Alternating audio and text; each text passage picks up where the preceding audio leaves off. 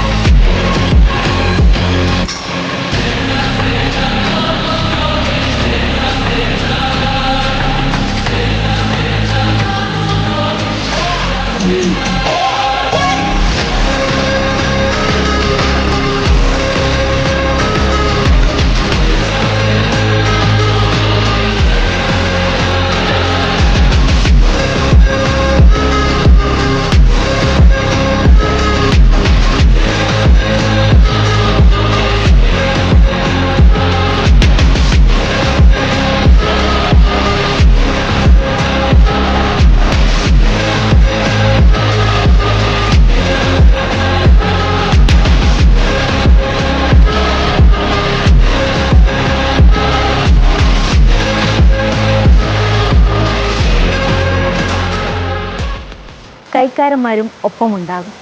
ഞങ്ങളുടെ വികാരി ജിനോ ചുണ്ടയിലച്ചൻ കിച്ചണിൽ ഒരു കൈ സഹായവുമായി വന്നത് എല്ലാവരെയും ആവേശം കൊള്ളിച്ചു.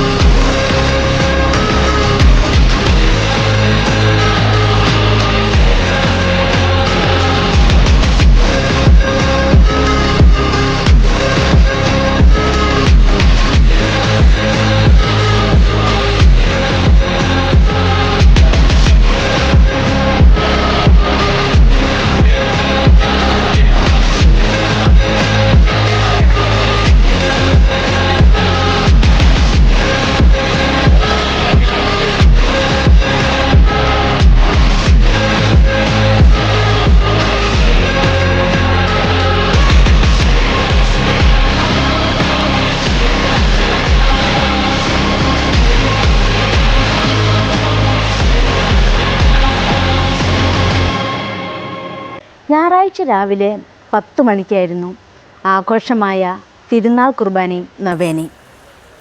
ഫാദർ മാത്യു കൊല്ലംപറമ്പിൽ അച്ഛനായിരുന്നു കാർമ്മികത്വം വഹിച്ചതും വചന സന്ദേശം നൽകിയതും.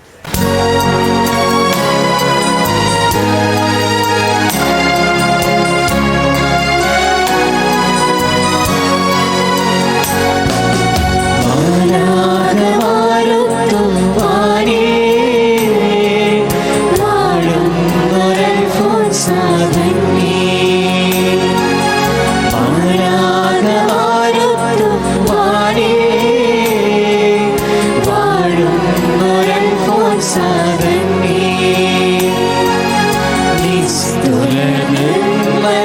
ശോഭയിൽ മിന്നുന്ന സ്വർഗീയ മാണിക്യമുത്തേ,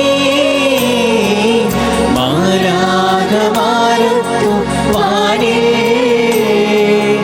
വാഴുന്നൊരൽഫോൻസാതങ്ങേ.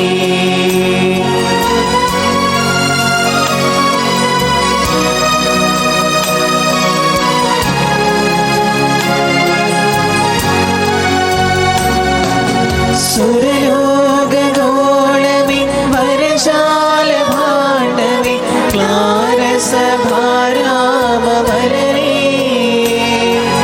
സുരലോകഗോളമേ വരജാലഭാണ്ഡമേ ക്ലാരസഭാരാമവലരേ. മാനത്തെ വീട്ടിൽ നിന്നവിരാമ വിവരേവി വരമായി ചൊരിയണമമ്മേ. മാനത്തെ വീട്ടിൽ നിന്നവിരാമ വിവരേവി വരമായി ചൊരിയണമമ്മേ. അമ്മേ വണങ്ങുന്നു നിന്നെ, മക്കൾ നമിക്കുന്നു നിന്നെ. അമ്മേ വണങ്ങുന്നു നിന്നെ, മക്കൾ നമിക്കുന്നു നിന്നെ. മാലാഖമാരൊത്തു വാനിൽ വാഴുന്നൊരൽഫോൻസാതങ്ങേ. വിശുദ്ധ അൽഫോൻസാമ നമ്മുടെ മുമ്പിൽ ഉയർത്തുന്ന വെല്ലുവിളി തന്നെയാണ്. നമ്മളൊക്കെ ജനിക്കുകയും ജീവിക്കുകയും ചെയ്ത ജീവിത ചുറ്റുപാടുകളിൽ ജനിച്ചിട്ട് അതേ ചുറ്റുപാടുകളിൽ പരിമിതമായ സാഹചര്യങ്ങളിൽ ജീവിച്ചിട്ട് അൽഫോൻസയ്ക്ക് വിശുദ്ധയാകാൻ പറ്റിയെങ്കിൽ നമുക്കും വിശുദ്ധനാകാനും വിശുദ്ധയാകാനും നമ്മുടെ മുമ്പിൽ സാധ്യതയുണ്ട് എന്ന് വിശുദ്ധ അൽഫോൻസാമ വ്യക്തമാക്കുകയാണ്. അപ്പൊ നമ്മളൊക്കെ ഒരു പക്ഷേ ഇതുപോലെ കണ്ടുകൊണ്ടിരിക്കുന്ന റീലുകളുടെ പിന്നാലെയും അത്തരത്തിലുള്ള ആരാധനകളുടെ പിന്നാലെയും പോകുമ്പോൾ ഈ സമൂഹത്തിൽ യഥാർത്ഥ ജീവിതം റിയൽ ലൈഫുകൾ ഉയർത്തുന്ന ഈ ചലഞ്ചുകളെ നമ്മൾ മറന്നുപോകരുത്.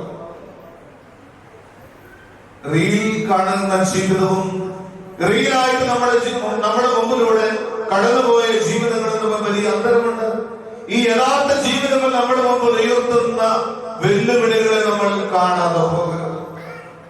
വിശുദ്ധ അൽഫോൻസാമ എന്തുകൊണ്ട് വിശുദ്ധിയായി എന്ന് ചോദിച്ചാൽ വിശുദ്ധ അൽഫോൻസയുടെ ജീവിതത്തോട് എപ്പോഴും ചേർത്ത് വെച്ച് നമ്മൾ ധ്യാനിക്കുന്ന വചനഭാഗമാണ് യോഹന്നാന്റെ സുവിശേഷം 20-ാം അധ്യായം 24-ാം തിരുവചനം. എന്തായിരുന്നത്?